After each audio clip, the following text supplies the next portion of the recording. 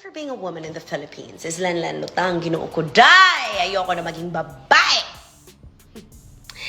If the standard for being a woman in the Philippines is a woman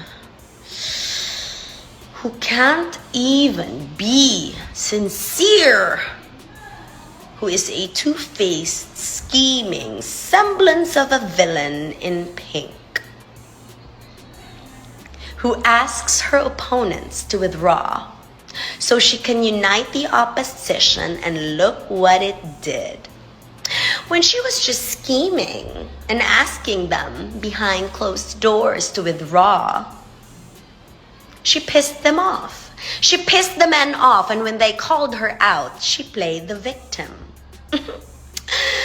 Weak shit. Something I will never be. The step to equality between men and women is when you respect men enough to know your place amongst them. That it must be equal, that you are as good as them. But not because you're going to use the gender card in order for you to gain sympathy votes. Agoy! I don't want to be pitied. I want to be respected, but how can people respect you if you are two-faced? If your supporters are animalon? I want you to lose not because you're stupid, inadequate, underwhelming. I want you to lose because your supporters are bastos mata pobre. I want you to lose because I want karma to prove to me that she is very much alive and kicking. I want you to lose because your main reason for running for president is not to serve me or inspire me. Your main reason for running for president is actually to beat Bongbong Marcos. Giatay ka! You did that in 2016. Why do it again now? It was much easier then because you were the incumbent, thus the cheating. But now, nadili na ikaw ang incumbent, you're going to allude to the fact that BBM and Sara will cheat. Giatay! Again. You are not a standard for a woman, madam. Because if you are, Ginoo ko, I will reconsider being a Filipina woman. But then again, I have a very delicious Ilocano man in my life. I will never reconsider. In fact, I celebrate being a Filipina woman who is not weak like you. I celebrate the fact that as a Filipina woman, a Catholic Filipina woman, I did not need to wear pink on Good Friday and Black Saturday, but I did more work than you, because while you and your kind were busy throwing mud at the uni team, they were winning at the surveys.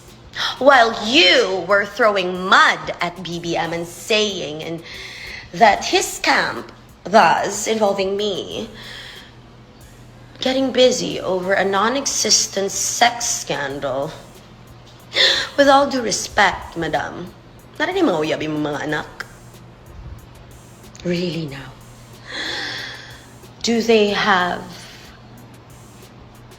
enough in their lives to merit a scandal? I bet they were just as boring as you. Uga! Just like you and your kind.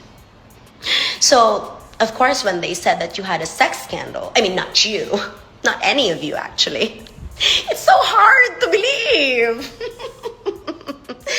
Because if you had any in your life, you wouldn't be that dry. You wouldn't be that mad. You wouldn't be that scheming. And you wouldn't be that papansin. If you had good in your life, you'd always be pretty. You'd always be winning. And you'd actually do good things. I mean, to pay back the good in your life. But then again, you don't have that. You don't have that, and you also don't have the presidency. And while you were so busy doing stupid things for the Holy Week, it was the president that arrived on Thursday to meet with the Agaton victims, and it was a Muslim man who chose me to send help. And what is this that you say that your volunteers arrived there first? Arrived where? I went to Abuyog and Baybay and I did not see one single pink piece of plastic. Not even your ugly faces on small pieces of paper. No. I was there. I spent enough time with the victims and I, peered through the donations they had received. Not a single semblance of a pink volunteer at all. Oh yes, there were pictures and oh yes, there were pronouncements. But none of them actually reached the victim. So let me give you a suggestion. You know what they need? They need money to bury their dead. They need assistance. Those that had been orphaned need money too. There's a list of things that you can give them, but then again, if you don't have the heart, then you wouldn't know how to help them.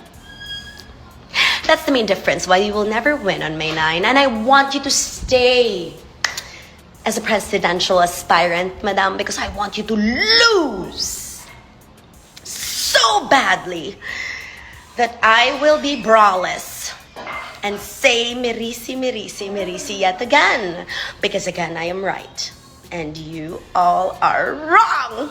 Looking forward to 12 years of good and a government that is going to be rid of cockroaches.